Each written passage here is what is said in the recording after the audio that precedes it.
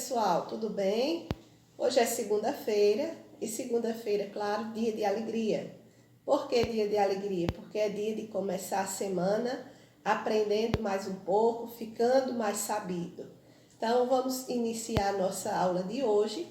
Hoje nós vamos ter a nossa aula de religião e também a nossa aula de português.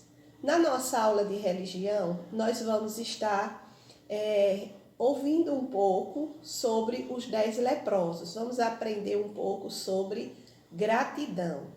Pessoal, eu gostaria que vocês pegassem aí sua Bíblia, quem tem aí um Novo Testamento, dá uma pausazinha no vídeo e pega sua Bíblia e abre lá no Evangelho de Lucas, não é?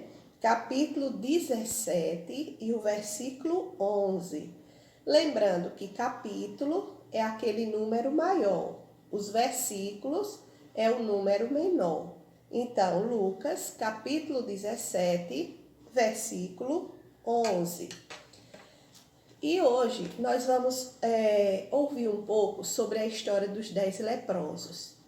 Primeiro, eu gostaria de lembrar assim a vocês, eu sei que vocês já sabem, mas a gente vai estar só assim lembrando. Quem tinha lepra na época de Jesus, a lepra era uma doença muito contagiosa. E a lepra, ela dava como umas feridas na pele. Então, como ela era contagiosa, uma pessoa que tivesse lepra, ela não poderia mais morar na sua casa com os seus familiares.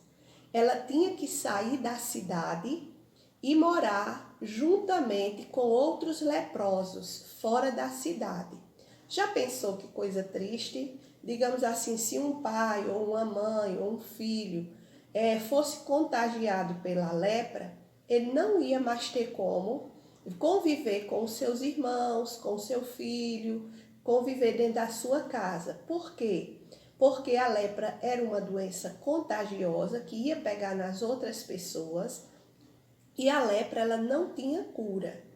A pessoa que ficasse leproso, ela já sabia que ela estava condenada ao resto da vida dela a viver separada da sociedade. Ela não podia estar morando nem dentro da cidade. Ela tinha que morar fora da cidade, viver assim, digamos, andando, vagueando pelos matos com os outros leprosos.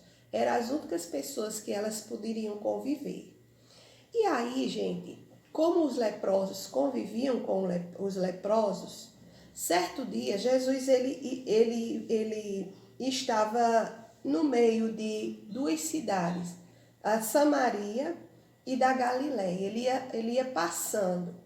E quando ele ia passando fora da cidade, tinha um grupo de 10 leprosos. Lembra que eu disse que o leproso ele não podia viver na casa dele? Ele vivia fora da cidade. E ele vivia com quem? Ele vivia com outros leprosos. E quando Jesus ia passando, os leprosos, ao verem Jesus, eles começaram a gritar: Jesus, tem misericórdia de nós, nos cura, Jesus. E eles começaram a gritar isso muito alto: Jesus, tem misericórdia de nós, nos cura. Por quê? Porque eles já tinham ouvido falar por fora da cidade que havia um homem chamado Jesus que tinha muito poder e que já tinha curado muitas pessoas. Então, quando Jesus ouviu os gritos, o clamor deles, pedindo ajuda a ele, então Jesus olhou para eles e teve muita compaixão. Jesus olhou para eles e teve assim aquela piedade, aquela pena deles. E Jesus disse assim: vão e se apresentem ao sacerdote. Naquele tempo existiam os templos, que a gente chama de igreja. E a pessoa que ficava à frente do templo eram os chamados sacerdotes. Eram eles que cuidavam do templo, que ofereciam as ofertas a Deus, que aquele tempo era deixada, que era muitas vezes sacrificar um cordeirinho. Então eles tomavam de conta do templo. E aí Jesus disse a ele, ó, vá lá para o sacerdote, se apresente a eles. E aí eles obedeceram Jesus. Quando eles iam, no meio do caminho, a pele deles começou a limpar. Porque eles obedeceram Jesus, começaram já a ser curados. A pele já começou a ficar limpa. E aí, quando eles perceberam que estava ficando curado, ficaram todos alegres, até quando eles observaram que a pele deles estava limpa. Não havia mais lepra, não havia mais aquelas feridas horríveis. Então eles ficaram muito felizes, não é? Mas teve um que disse assim, ei, pois a palavra que Jesus nos deu teve poder e nos curou. Aí, ao invés de ele seguir para a cidade, ele voltou para onde Jesus estava, porque Jesus estava indo no caminho de uma cidade para outra. E aí ele, quando viu Jesus, ele gritou, Jesus, Jesus.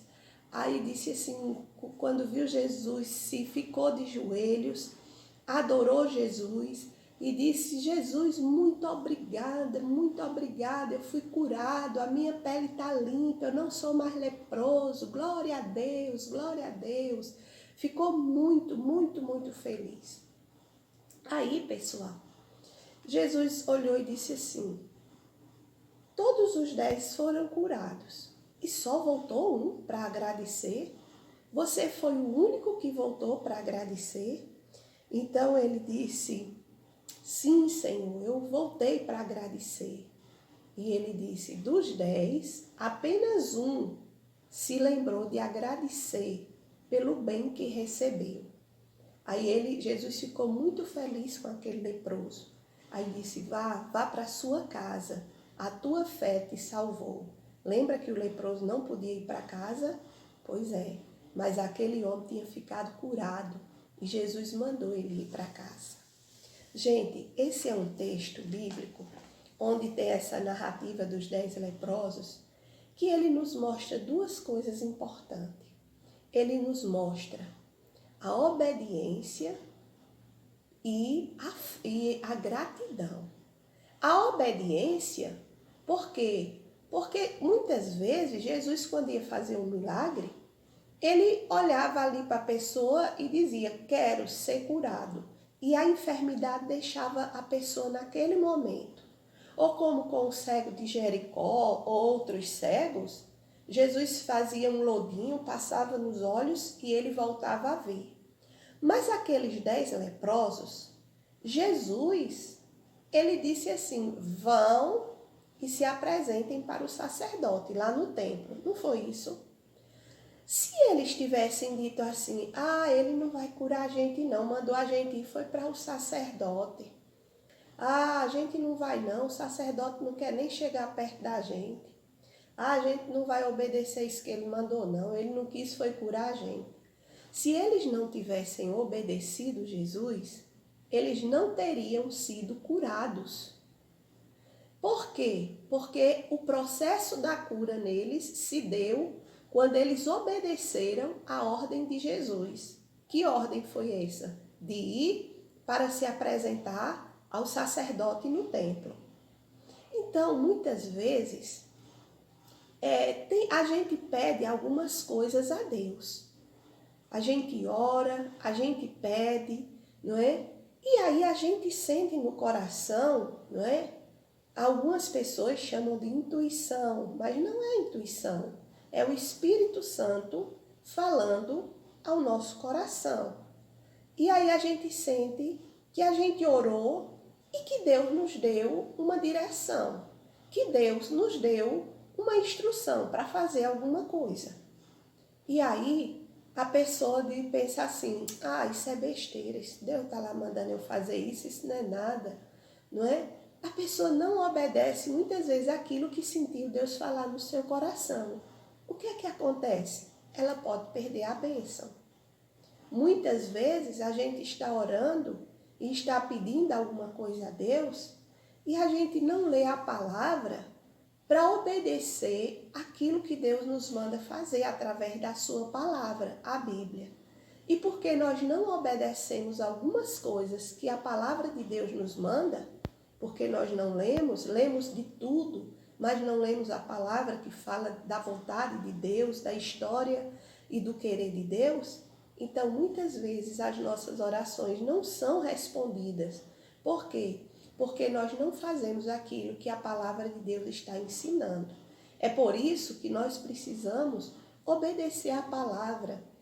Precisamos conhecer a palavra de Deus. Para quê? Para que a gente possa saber qual é a boa, perfeita e agradável vontade de Deus. E a gente conhece ela através da leitura da palavra. Uma outra coisa importante é que aqui essa história ela mostrou que quando eles receberam o milagre, apenas um voltou para agradecer a Deus, não é? A Jesus Cristo. Os outros foram embora para suas casas quando viram sua pele curada. O que a gente aprende? Jesus, ele sentiu falta daqueles que vieram lhe agradecer. Ele disse assim, não foram 10 que eu curei? Por que só voltou você? Aí, ele disse assim, olha, Senhor, eu voltei. E Jesus ficou muito feliz com ele. Disse, olha, tua fé te salvou. Vai para a tua casa. Gente, a gratidão é uma coisa muito importante. A gente precisa saber agradecer às pessoas e principalmente a Deus, aquilo que nos é dado, naquilo que nós somos favorecidos. Deus, ele faz muitas coisas boas por a gente e muitas vezes nós esquecemos de agradecer. Olha, às vezes as pessoas, elas só observam as grandes coisas, né? Só sabem agradecer se for grandes coisas, um grande milagre, não é? Ter conseguido algo que era muito difícil.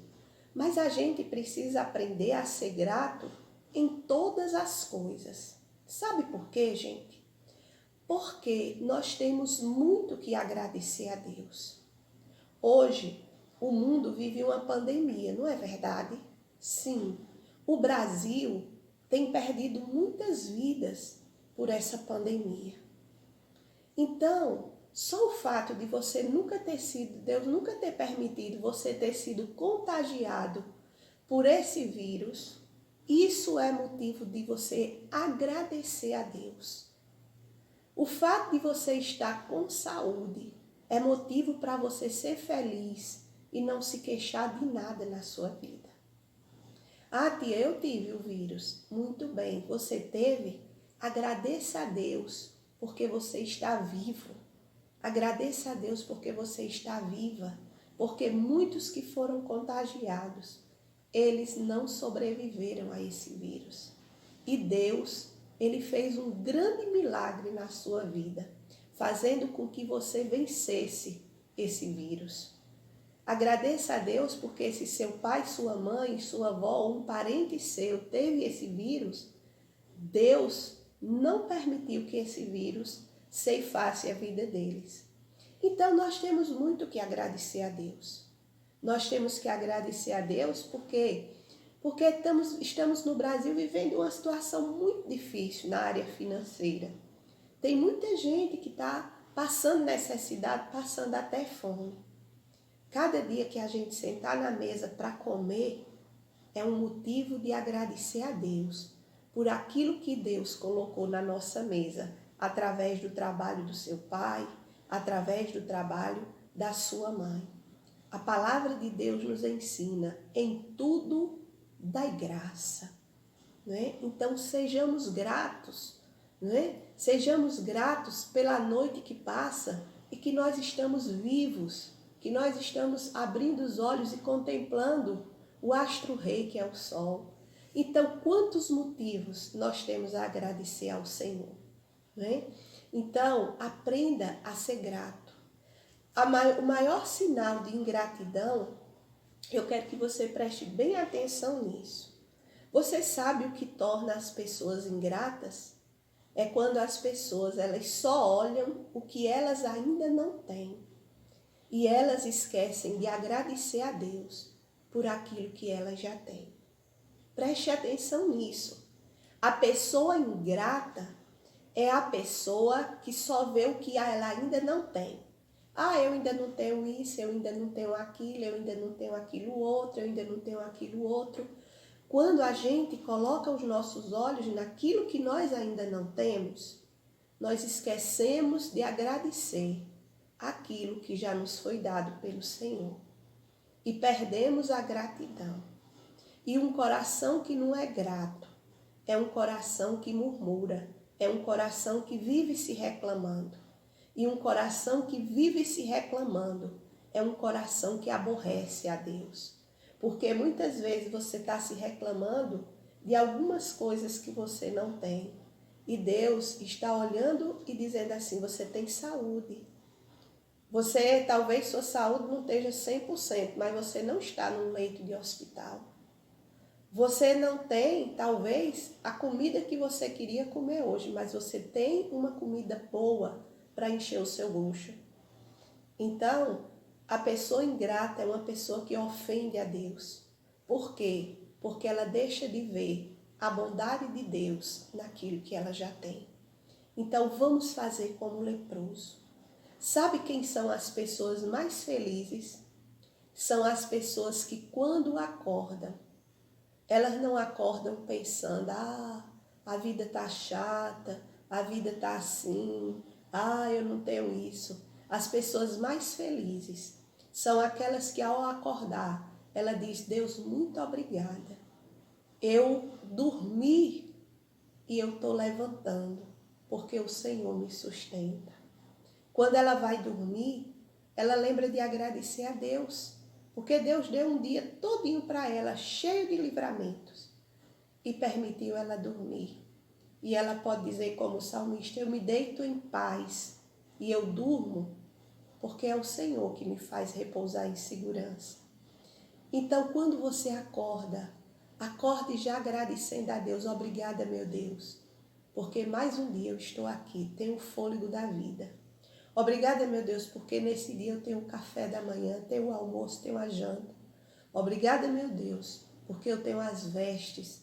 Obrigada, meu Deus, porque meu pai ou minha mãe tem um emprego, tem um meio de receber dinheiro para trazer as coisas para casa. Em tudo dai graça. A Bíblia ensina assim. Por quê? Porque essa é a vontade de Deus. Que o Senhor nos abençoe e nos ensine a ter um coração grato. Eu quero que hoje você faça a sua atividade no caderno de religião. E que atividade vai ser essa? Lembra que você, em gêneros textuais, no gênero textual carta, você aprendeu como escrever uma carta? Eu quero que você escreva uma carta para Deus. E que você agradeça a Ele tudo que Ele tem feito por você. Eu quero que você faça uma lista nessa carta. Nós vamos fugir um pouquinho do padrão, porque você vai botar o nome da cidade e a data, você vai botar uma saudação para Deus, pode ser querido Deus, meu papai do céu, você vai escolher a sua saudação e você vai colocar lá, iniciar dizendo, eu quero agradecer hoje por todas as bênçãos que o Senhor tem feito. E aí, eu quero que você enumere nessa carta o tanto de bênçãos que você tem recebido. Vou citar aqui duas para você ir destrinchando. Você vai botar lá, primeiro, obrigada porque estou vivo ou viva. Segundo, terceiro, quarto, você vai colocar 10 motivos de gratidão. Tinha 10 motivos. Eu tenho certeza que se você puxar da sua memória, só de cara você vai ver 10 coisas boas que Deus fez na sua vida e tem feito, tá bom? Essa é a atividade de português. Eu quero que você escreva 10 motivos pelo qual você agradece a Deus, pelo qual você é grata. Quero que você depois feche essa cartinha, coloque ela dentro de um livro que você não usa muito, e deixe lá, porque essa carta é para Deus, tá certo? Então essa é a nossa aula de religião. Na nossa aula de português, nós hoje vamos estar estudando lá no quadro vamos estar iniciando na página 110 um assunto importantíssimo. Todos os assuntos são importantes, mas dentro das classes gramaticais, pronome é um dos assuntos também chave, é um dos assuntos importantes. Eu quero que você abra o seu livro na página 110 e nós vamos estar lá no quadro estudando os pronomes. O que são pronomes pessoais e o que são pronomes de tratamento. Na próxima aula de português, nós vamos ver a continuidade do assunto, que são outros tipos de pronomes, tá bom? Então, vamos lá para o quadro e vamos conhecer mais um pouco dos pronomes, tá bom, minha gente? Então, bora lá! Olha, pessoal, aqui está pronomes, certo? Os pronomes, eles são palavras que eles servem para substituir outras palavras, certo? Ou seja, é uma palavra. Os pronomes são palavras que acompanham ou substituem outras palavras. Nós daqui a pouco vamos ver alguns exemplos. Veja, existem os pronomes pessoais. Esse aqui é o primeiro tipo de pronomes que nós vamos estudar. Qual é ele? Os pronomes pessoais. Então, esse aqui é o primeiro tipo de pronomes que nós vamos estudar. Por que são chamados de pronomes pessoais? Porque trabalha com pessoas. Ó, eu, pessoa, tu, pessoa, ele ou ela, pessoa. Então, os pronomes pessoais, eles podem vir no singular ou podem vir no plural. Os pronomes pessoais no singular, eu trabalho com primeira pessoa, que é eu. Trabalho com segunda pessoa, que é tu. E trabalho com a terceira pessoa, que é ele ou que é ela. Isso aqui, os pronomes pessoais do singular. Não é? Quando eu digo escreva a frase no pronome pessoal da primeira pessoa do singular. Eu estou pedindo essa frase com quem? Com eu. Então, eu comi uma torta de chocolate. Escreva uma frase com o pronome pessoal no singular, a segunda pessoa. Vai ser qual? Tu. Tu comestes uma torta de chocolate. E terceira pessoa, que é ele ou ela. No plural, os pronomes pessoais também se apresentam no plural. No plural, a primeira pessoa do plural é quem? Nós. A segunda pessoa do plural é vós. E a terceira pessoa do plural é eles ou elas. Então, se eu digo escreva uma frase dentro dos pronomes pessoais com a primeira pessoa do plural. Primeira pessoa do plural, eu vou lembrar que é nós. Então, nós comemos uma torta de chocolate, tá certo? Então, primeiro tipo de pronomes são os pronomes pessoais, que estão divididos em singular e plural. E estão divididos em primeira, segunda e terceira pessoa, tanto do singular como do plural. E aí, para cada um desses, existem as pessoas ao qual eles pertencem, não é isso? Existe também, gente, os chamados pronomes de tratamento, certo? Esse aqui é o segundo pronome, o pronome de tratamento. O pronome de tratamento é o nome pelo qual eu trato as pessoas, e principalmente pessoas, autoridades, pessoas que têm cargos. Quando eu digo assim, Vossa Senhoria chegou atrasado. Vossa Senhoria é um pronome de tratamento usado para quem? Ele é usado para funcionários graduados, ou seja, funcionários que tiveram um estudo a mais, não é? Que tem uma graduação em determinada matéria, certo? Então, eu chamo ele de quê? De Vossa Senhoria. Vossa Senhoria é um pronome de tratamento que eu dou aqui a um funcionário graduado. E como é que eu abrevio Vossa Senhoria? Eu abrevio com o V.S. Na abreviação dos pronomes de tratamento, eu não posso usar letras minúsculas. Olha aqui outro, ó, Vossa Majestade. Para quem é que eu chamo de Vossa Majestade? É um pronome de tratamento usado para reis e para quem? E para rainhas, certo? Como é que eu abrevio? Boto o V de Vossa e o M de Majestade, tá certo? Então, Vossa Majestade colocou sua coroa real. Se eu falei Vossa Majestade, eu estou me referindo a quem? Ou ao rei ou a uma rainha, certo? E existe outros pronomes de tratamento. Existe uma lista das quais nós vamos fazer também uma atividade, tá bom? Então, hoje nós vamos estar estudando só esses dois aqui, os pronomes pessoais e os pronomes de tratamento.